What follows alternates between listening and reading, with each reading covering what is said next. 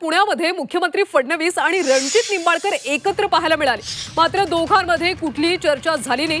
पुण्यातल्या एका कार्यक्रमाला दोघांची उपस्थिती पाहायला मिळाली। सुषमा अंधारे यांनी निंबाळकरांवर गंभीर आरोप केले होते आणि त्यानंतर पुण्यामध्ये फडणवीस आणि निंबाळकर एकत्र पाहायला मिळाले। फलटण महिला डॉक्टर आत्महत्येनंतर निंबाळकर यांच्यावर अनेक आरोप करण्यात आले होते।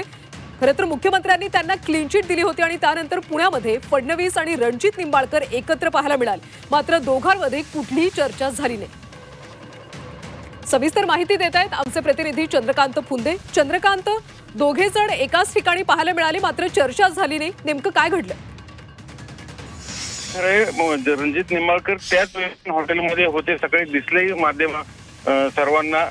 म्हणजे त्यांचा प्रयत्न होता की मुख्यमंत्र्यांना भेटावं, पण मुख्यमंत्री प्रचंड घाईत होते कारण आज त्यांना लगेच मुंबईला परतायचं होतं।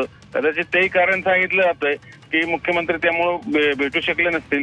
पण गेली 2 दिवस झाले सुषमा अंधारे रणजित निंबाळकर यांच्या विरोधात आरोपाची राळ उठवण्याचे सलग 2 प्रकरण घेतले। सुरुवातीला मुख्यमंत्र्यांनी जरी रणजित निंबाळकरांची पाठराखण केली असली जाहीर कार्यक्रमातनं, पण त्यानंतर ज्या पद्धतीने विरोधक निंबाळकर यांना टार्गेट करतात त्यामुळे मुख्यमंत्र्यांनी त्यांना टाळलं की काय, किंवा त्यासाठी मुख्यमंत्र्यांना निंबाळकर भेटायला आले होते काय, अशा अनेक इथं शक्यता निर्माण होताना दिसत आहेत। पण तरी पण मुख्यमंत्री आणि निंबाळकर आज यांची एका हॉटेलमध्ये असून भेट होऊ शकली नाही, हे मात्र तितकंच खरं आहे। त्यामुळे त्याचे अनेक अर्थ काढता येऊ शकतात। एक तर मुख्यमंत्र्यांनी त्यांना टाळलं असावं किंवा मग